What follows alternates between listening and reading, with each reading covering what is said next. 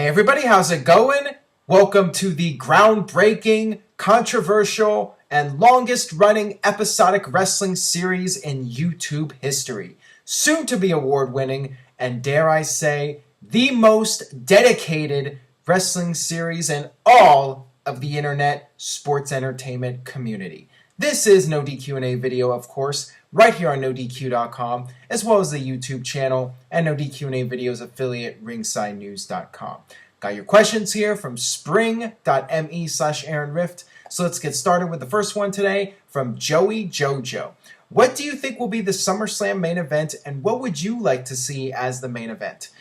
Well, right now, if I had to make a prediction, I would say that the main event ends up being Brock Lesnar versus Seth Rollins. That is the obvious main event for SummerSlam this year. But as I mentioned in a previous video, I would like to see the Shield go heel and reform as the top heel faction in the company.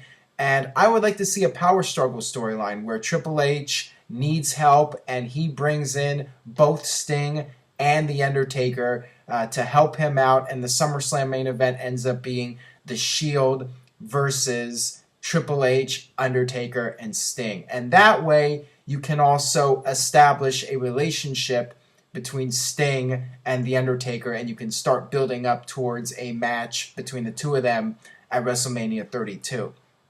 Now, where does Brock Lesnar fit into all this? One other option you could do is you can have Brock Lesnar versus Seth Rollins as planned and do a tag team match where Sting and The Undertaker face off against Dean Ambrose and Roman Reigns. I would like to see Undertaker and Sting involved in a match at SummerSlam just because I think it would be good to start building up towards that match and also give Sting a win leading up to WrestleMania 32. So if it was my call, I would do something like that. I would do one of those matches where you have Sting and Undertaker perhaps working together as a tag team. That way it's less workload for both of them. You know, they can be protected in a tag team match. I think that would be something good to do for SummerSlam this year. All right, this one comes from Romney Full Dark, and he actually asked me this question a few days ago, and I forgot to answer it. Not that I'm against TNA or anything, I just was focusing on other topics. He asked me, what did you think of the recent episodes of Impact Wrestling? To be honest, I have not watched much of TNA lately because I do not get Destination America. I was watching it online for a while, but it just was too much of a hassle for me. I have been watching clips on YouTube, but unfortunately, TNA only posts 1-minute video clips on YouTube for whatever reason. WWE even posts longer clips. They'll post like 3-4 minute segments on YouTube, but for whatever reason, TNA only posts 1-minute clips, and that's really the most I've seen of TNA lately is those YouTube clips. It's really hard for me to say how the company is doing. I feel that they've improved in some ways. They have focused more on the wrestling, but at the same time, they're just repeating the same mistakes in terms of just relying way too much on factions. I mean, the Beatdown Clan and Drew McIntyre's group, whatever he's called now, Drew, I don't even know. I totally forgot his name. Drew Galloway, that's it. Drew Galloway and his group. Just why do they always have to rely on factions? Can there ever be a period in TNA where there are no factions? That's a question right there for TNA. So there's some things I like, some things I don't like. I think that Al Snow is okay on commentary. Josh Matthews does a fine job. I mean, no real major issues with TNA. I like Kurt Angle being champion. Ideally, it would be better to have somebody else as champion, your own upcoming superstar. But, I mean, TNA is really beyond the point of building their own homegrown superstars. I mean, they're just struggling to stay alive. And that's why they have Kurt Angle as champion, because he's a recognizable name. And, he can be a draw for Destination America. TNA's just doing whatever they can right now to survive. So is TNA a bad product right now? No. I mean, it's perfectly acceptable sports entertainment, but it's not like TNA's doing anything significant right now. They do have Slammiversary coming up, and hopefully they'll start doing more pay-per-view events again.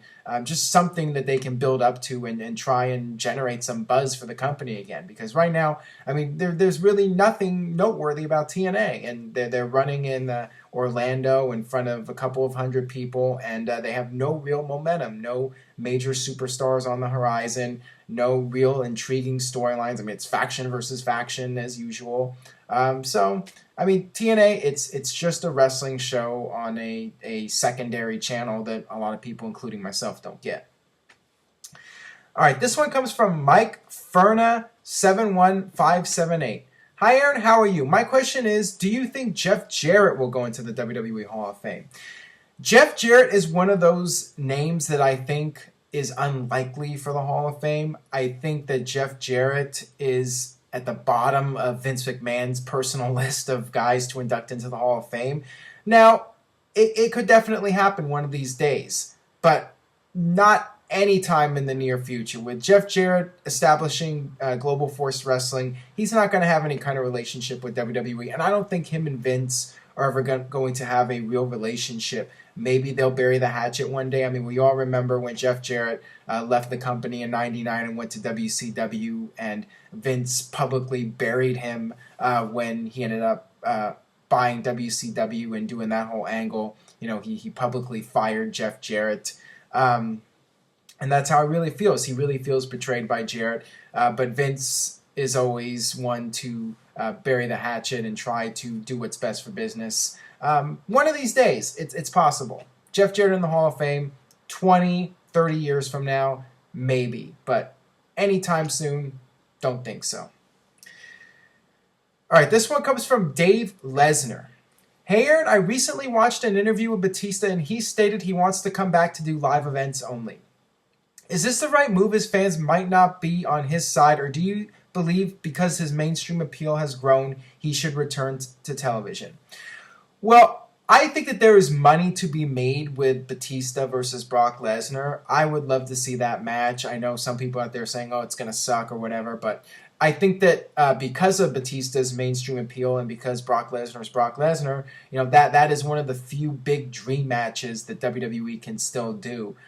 So I think that WWE should push to get him back on television and do that match. I mean, they have some time now. Brock Lesnar signed a new deal. He's staying with WWE for the time being, but I think it's inevitable to do that match. I think it's an easy money match to do Brock Lesnar versus Batista on pay-per-view.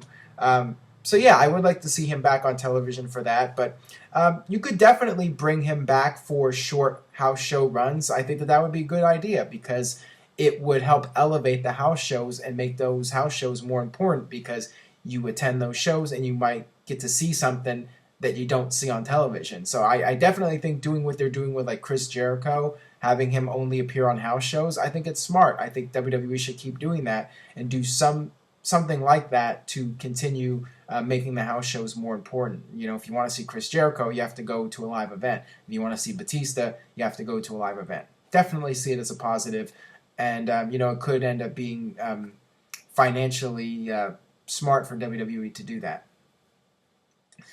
All right, this one comes from Sergeant Pepper 96. Hey Aaron, please answer in video. I thought Big E and Kofi Kingston won the tag team titles. Why was Xavier Woods wearing one of the belts on Raw? I know they're part of the same team, but I thought the winners became champs, such as Rollins and Reigns in the Shield. Well, it's the free bird rule. I talked about this before the Extreme Rules pay-per-view, how you can have the New Day win the tag team titles and have the free bird rule where any two can defend the tag team titles, and that's what WWE ended up doing. They're the black freebirds, so to speak. So that's what the storyline is, that any two of the three members can defend the tag team titles, and you know, makes sense. They're a heel tag team. There's three of them, so they're gonna use whatever tactics possible to keep the titles, and that includes having any two defend the titles. You never know who you're gonna face, and you always have to worry about that third guy on the outside. This one comes from Live Life Loudly. Hey Aaron, do you think the Justin Bieber chants will hurt Seth Rollins? Personally, I think he'll be okay because he's a heel, but if they keep up, I will worry about them discrediting Rollins. I really don't get the Justin Bieber chants. Are they trying to say Seth Rollins is a bad singer or he's a prick? I don't know why they're chanting Justin Bieber. He's not like a little kid or anything, or a punk who drives around in fancy sports cars and disrupts neighbors. I mean, what is the point of the Justin Bieber chants? I don't get it. I think it's stupid. I don't think it's catching on or anything. I think WWE should just drop it. And yeah, once again, going back to a previous video, WWE doesn't have that many top-level serious heels. And I think by doing something like this with the Justin Bieber chants, it does water down Seth Rollins as a credible top heel. And I think WWE should just avoid doing it. I don't think it's good for his character. He needs to be portrayed strong. He's the top heel. And I would just shy away from doing those chants, period. All right, got this one from Popcorn Shower. Hi, Aaron. What would you think if Curtis Axel and Damien Sandow teamed for a Superpowers-esque gimmick? Would that be too much of a novelty act? Well, minor spoiler here, although I'm sure most of you know by now, Damien Sandow's going to be doing a Randy Savage gimmick now, Macho Mandow or something like that. So yeah, that looks to be the direction WWE's going with. Having Axel and Sandow as a babyface comedy tag team. Whatever. I'd like to see more out of Damien Sandow, but, if he's putting smiles on people's faces, then let him do that, and he's bettering the world by doing the Macho Man character. It's better than nothing, I guess. It's better than Sandow having absolutely nothing to do and just not being a factor on television at all. So having a comedy gimmick at least gets him TV time every week, and it gives him something to do, and he can put smiles on people's faces. So, whatever. I don't think WWE is ever going to take Sandow seriously again, and he could have done really well as a top-level guy, but it is what it is, and it's better than nothing. So, he can get something out of that. Him and Axel can get TV time. Good for them.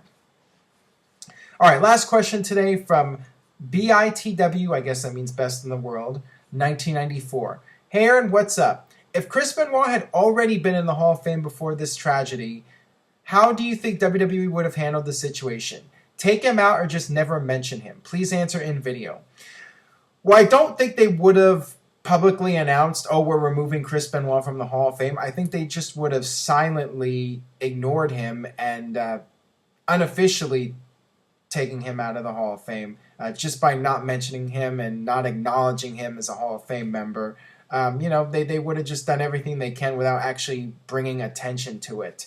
But yeah, if he was in the Hall of Fame, obviously they wouldn't mention it or showcase him in any way. So that'll do it for this edition of NoDQ&A video. Thanks as always for watching. Please share the word about NoDQ&A video if you enjoyed the video. Tell a friend, anybody you know who watches wrestling, have them check out NoDQ&A video. Stay tuned to NoDQ.com for the latest regarding WWE Payback, and I will see you guys next time for another edition of NoDQ&A video.